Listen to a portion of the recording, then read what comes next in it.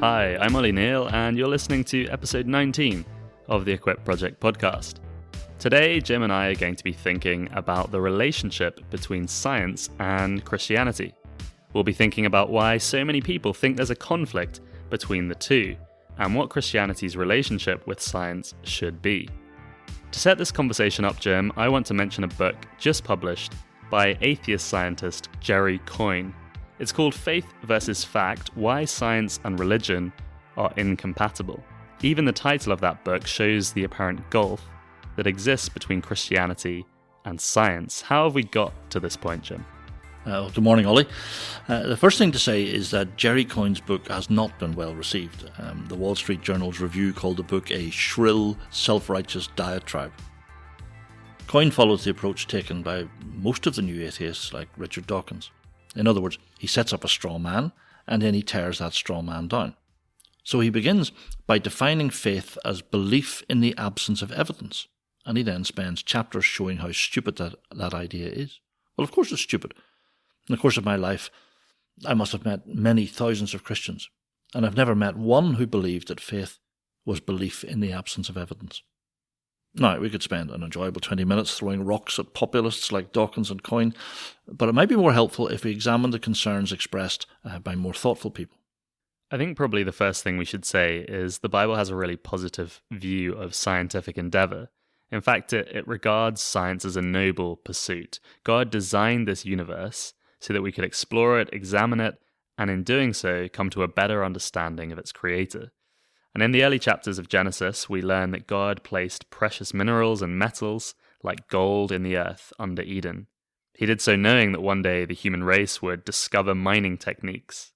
So whenever a scientist tries their best to understand how this universe works, in fact, they're fulfilling their creatorial mandate. Psalm 19 begins with these famous words: "The heavens declare the glory of God, the skies proclaim the work of his hands. Day after day they pour forth speech, night after night they reveal knowledge. They have no speech, they use no words, no sound is heard from them. Yet their voice goes out into all the earth, their words to the ends of the world." The psalmist is saying that the physical world has been designed to give us an insight into the mind of our Creator.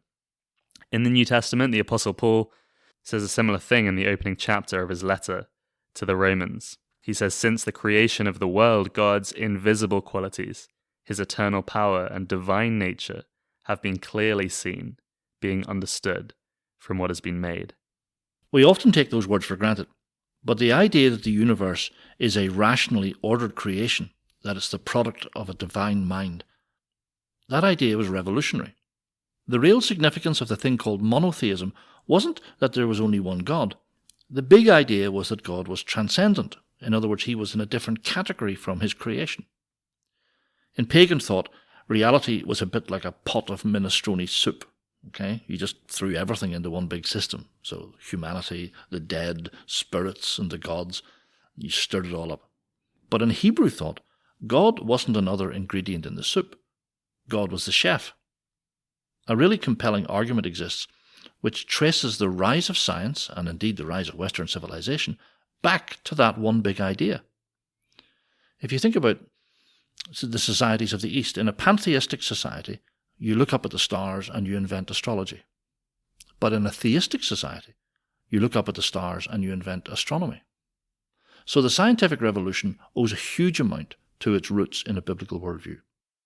If that's the case, then Jim, how did this conflict arise? How have we got to the point where Christianity and science are seen as being at loggerheads with one another? I think there are two big problems. The first is that society has a wrong view of faith, and the second is that society has a naive view of science.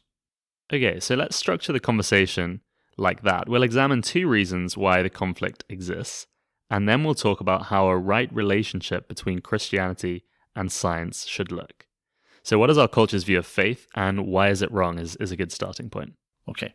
The American TV channel CNN once broadcast a program on Christianity, and its final words were, "After all, if you've got the truth, it's not really faith at all." I nearly hurled a Jaffa cake at the screen in irritation. In popular thought, knowledge is a bit like the sat-nav in your car. At some point, when you arrive in some remote part of Ireland, the sat-nav gives up. The road has ended. It's pitch black outside. And faith, we are told, is the insane decision to drive on, hoping that the car won't go over a cliff. Yeah, that's almost like the Jerry Coyne view of faith, belief in the absence of evidence. Where did that view of faith come from? I think the philosopher called Immanuel Kant must bear a heavy weight of responsibility. He had an enormous impact on the modern world. And he set up the notion that faith only comes into play when knowledge runs out. Kant invented this elaborate system which put human reason at the very centre of reality, and that was a supremely arrogant thing to do, to turn human reason into a god and insist that the universe conform to it. Human reason is a good thing, but it's not an ultimate thing. It never seems to have occurred to Kant that nature, being the product of the divine mind, might be a whole lot smarter than he could even imagine.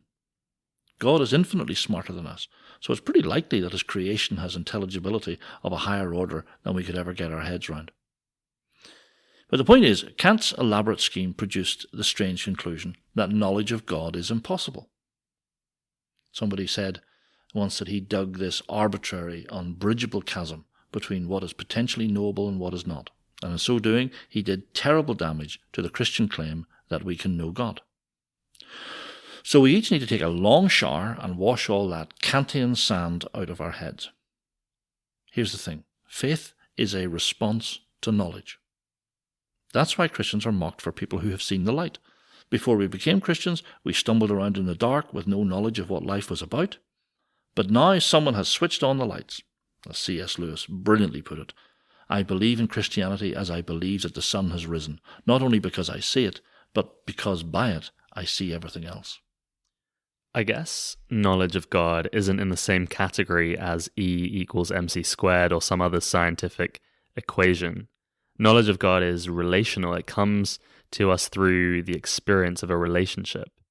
That relationship between God and his people is described in various ways: creator and creature, God and man, father and child, father and grown-up son, shepherd and sheep, lover and bride, husband and wife, redeemer, savior, friend, Lord, master, counselor, final judge.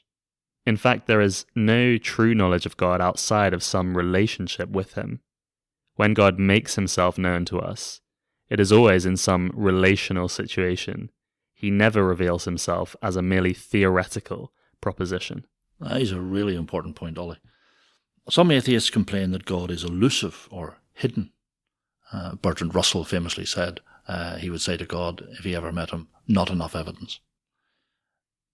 Well, the answer to that charge is that God will never reveal himself to us as a theoretical idea that we can consider just with our minds. He tells us that if we are to find him, we must seek him with all our hearts. And the heart in the Bible represents the whole person. So all of me must go on this journey to God, not just my mind. All of me, including all my moral baggage. It seems pretty obvious to me that if we are to encounter God, we will only do so on his terms. And his terms are clear. Knowledge of him will always be relational because he is a person and you are a person. He simply won't permit a creature to reduce him to an idea. To go down that road is to follow Immanuel Kant. When you think about it, it's plain daft to embark on a journey to find God if you have already decided that your reason will dictate terms to him. By all means use your reason, but have the humility not to turn it into a little god. The key idea which the Enlightenment thinkers rejected was the idea that God might reveal himself to us. But in fact, Christianity roots its knowledge of God in history. The Bible says that God has revealed himself to us in history, most of all through the Incarnation, when God entered his own universe in the person of his Son, Jesus Christ. When we encounter Christ, we are being given knowledge of what God is like. We see his kindness and justice and love and fairness. And so faith is the morally appropriate response to that knowledge. That's right. Let's just take a practical example here because we're being wildly abstract. We'll invent a Christian believer called Michael. Okay, Michael was raised in a loving Christian home. He became a Christian as a teenager, and he has just found out that his mum has stage 4 breast cancer.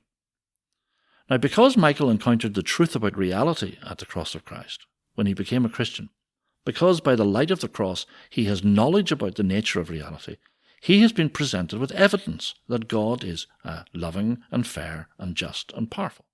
So he can take that objective evidence into his personal situation and trust God for his mum's future.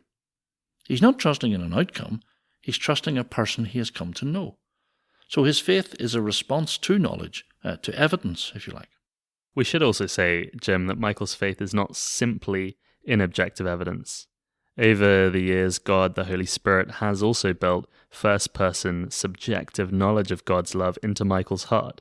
So he knows in both subjective and objective terms that he is loved and protected by God. That's right. We've thought so far about how misunderstood the concept of Christian faith is. But the second reason you suggested for this conflict with science is about the nature of science itself. I think you said that many people today have a naive view of science. If you read school textbooks on science, the job of the scientist is described a bit like a journey from uncertainty to certainty. I mean, that is a bit too simplistic. In 1962, before I was born, an American physicist called Thomas Kuhn published a book called The Structure of Scientific Revolutions. He's the guy who invented that awful term paradigm shift, which management consultants have used for the past 50 years. You love that term, Jim. That's exactly the kind of term you'd use. Only when I'm bluffing. Kuhn sees the history of science as a series of phases, okay? So imagine in each phase there is a shared paradigm, a sort of shared intellectual framework. It's a set of basic assumptions about the way the world works. And so normal science is therefore seen as a sort of puzzle-solving activity within that framework. And scientists worry away at anomalies in the prevailing understanding of how things work, and over time the difficulties with that prevailing framework become so great that a crisis occurs, and this so-called paradigm shift happens. And so a new intellectual framework, a new set of assumptions about the way things are becomes established in the scientific community, and so the process starts all over again. Now, I know that sounds horribly abstract, so let me quickly illustrate it. We used to think that the sun went round the earth, and for a long time people used Aristotle's cosmology as their intellectual framework. The minor tiff between Pope Urban IV and Galileo was not an argument over anything in the Bible, it was an argument over Aristotle's cosmology. But anyway, that crisis then occurred and the paradigm shifted, and we went to a heliocentric universe. An even better example is found by looking at Newtonian mechanics. So for centuries, scientists made incredible progress with the framework created by Newton. But then along came quantum mechanics, and the basic assumptions in the scientific community went through a revolution. Now, I have summarised Kuhn's theory in a horribly crude and inaccurate way, but hopefully you get the point.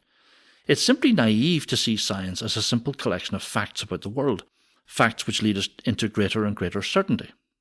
The really scary thing about Kuhn's insight is that science is a social phenomenon.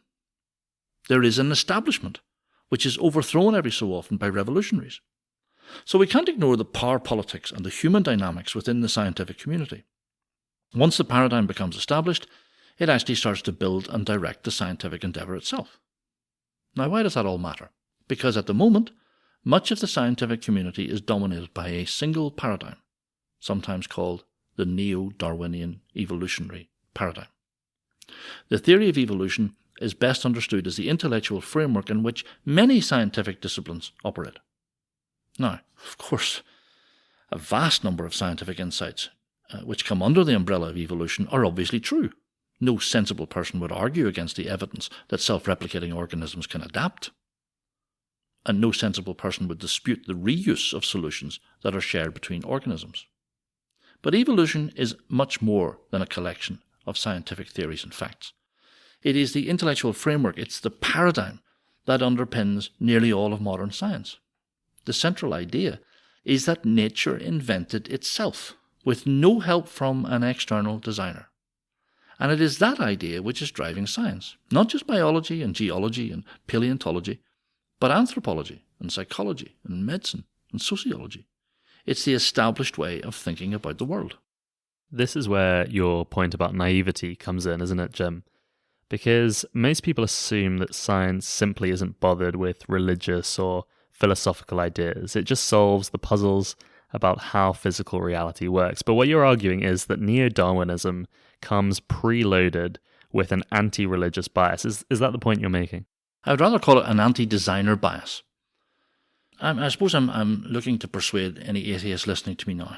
Because it just seems to me there's something wrong when a rational discussion about the possibility of an intelligent designer is shut down in the scientific community. God is not allowed even a foot in the door. To even raise the possibility of design is to somehow let science down. And that prejudice just seems close-minded to me. Why can we not have a perfectly calm, interesting conversation about the mathematical characteristics of a design system and then apply those characteristics to the universe itself? The problem is, if we're being real, we're up against the power structures of an establishment. Biologists used to be the poor cousin of the hard sciences. They weren't physicists or chemists. They went around counting butterflies and categorizing things. And then Darwin handed them the keys of life. So biologists today are worried, wrongly I think, that any talk of an intelligent designer will rob them of their central role. Out of fear, the intelligent design view is caricatured as an anti-intellectual, God did it, no more questions please position. So we shouldn't be naive in our understanding of the politics within the scientific community.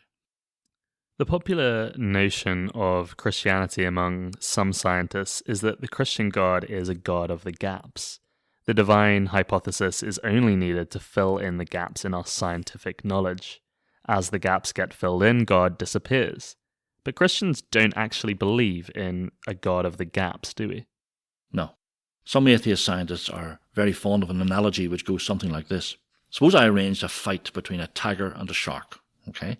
And I asked you to place bets on who would win, assuming betting was allowable morally, okay? I'd definitely go shark. Okay. The tiger or the shark? Well, you go shark. Well, before you part it with any money, you should have asked the obvious question. Where would the fight take place? I didn't think about that at all. Now, you see, if the fight took place in the sea, then of course our money would be on the shark. But if the fight occurred on dry land, the tiger would win paws down. So men like Professor Richard Dawkins say that religions are like the shark and science is the tiger. The shark swims in an ocean of ignorance and superstition, and there it reigns supreme. But unfortunately for the religious shark, the ocean of ignorance is drying up, and so the scientific tiger will eventually enjoy its fish supper. It's sometimes said that God is only needed to explain away the gaps in our knowledge in the world. So, we're told in ancient times, no one could explain what thunder was. They didn't know about pressure differentials. So they explained thunder by saying that the gods were angry. But then, modern science came along and filled in that gap in our knowledge. And nowadays, when we hear thunder, we rarely think that the gods are angry. So the need for the God hypothesis starts to disappear. Now, I have to admit to being mildly irritated by that sort of argument, because I've never met a single thoughtful Christian who believes in a God of the gaps. We believe in the God of the whole show. The universe is an amazing place. In last week's episode, I bored you by talking about the complexity of the human cell. Well, all that complexity increases my faith in God. That new knowledge fills me with an even greater awe of the divine designer who created amazing little nanorobots. So I am very grateful to the thousands of scientists who have analysed the genome, who have unpicked the mysteries of the human cell. They have increased my faith in God. That's because Christian faith stands on the firm ground of knowledge. It doesn't swim in the murky waters of ignorance. Christians don't believe in a God of the gaps. We believe in the God of the whole show. Yeah, I fully agree with that, Jim. I think it's a really important point to make. So you're now betting on... I think I'm going to change to the tiger, actually, having thought about it. Especially if it's on land. In your last point, you push back against the commonly held view that science must, by its nature, be naturalistic. Philosophical naturalism must be assumed. So if I understand you correctly, there are some genuine conflicts with science today. Yes, I think there are, but they are much smaller than most people think. I don't personally think that the Bible tells us how old the universe is. So the thought that the universe might be 13.8 billion years old doesn't cause me to lose any sleep. But that's not to say that we should roll over completely and never have the courage to challenge the scientific community, particularly when bad philosophy is presented as a scientific paradigm. The whole question of origins is really complex, Jim, and maybe we'll talk about that subject in a later episode. But to finish off, what should the relationship between Christianity and science actually look like? Well, it's popular today to believe that there are two ways of thinking about the world.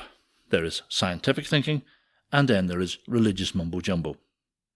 So inside the circle of reason, people wear white lab coats, they have civilized conversations about mathematics and engineering. Outside the circle of reason, religious loons roam like barbarians, foaming at the mouth as they talk about spiritual worlds that are a product of their own deranged imaginations. Now that division is nonsense, of course. Healthy scientific thinking begins with the recognition that science is only a subset of rational thinking. It's only a subset of rational thinking. So I'm going to give you 4 quick questions. You don't need to answer them, but they're rhetorical. Number 1, what did you have for breakfast last Tuesday? Secondly, if A is not B, why does it follow that B is not A? Number 3, did Napoleon actually exist? These are the most random questions you've ever been asked. Number 4, how does it feel to experience a toothache? Now the point is, you can't use science to answer any of those questions, but you can have an entirely rational discussion about all of them. The idea that all truth is scientific truth is a nonsense. That statement can't be measured, it can't be proven mathematically, so by its own definition it must be false. It's a self-refuting statement. So you don't have to choose between the scientifically provable theories and superstition. Things like history and philosophy and theology are rational enterprises. That more humble view of science helps us tackle the question of miracles. The question, can a miracle happen? It's not a scientific question. In fact, it's a worldview question, as I think we discussed in a previous episode. It's a theological question, because miracles aren't magic. A Christian says that a miracle is an exceptional event injected by God into nature, but he always does it for a moral purpose. I believe that's your definition of it, Jim, and I think it's a very helpful one. Miracles are like signposts that point to a theological truth. So a perfectly rational conversation can be had about the philosophical and theological assumptions that underpin a worldview, which allows for miracles like that. That's right. So the plausibility of a miracle depends actually on the coherence and explanatory power of the overall worldview in which it is situated. So that point about miracles raises the main reason why Christianity and science should adopt a position of mutual respect. Because science can't tell us the foundations on which reality is built. So as a thought experiment, suppose the next Einstein discovered the theory of everything, okay? The next Sheldon Cooper, something that joins up relativity and quantum mechanics. So what? We would still be in the dark about the nature of reality. That's because science can only explain the how question. It can't answer the why question. So imagine that there's a large chocolate cake sitting on this table. I knew we'd get back to cakes. It was inevitable that would happen. Only briefly, I promise you.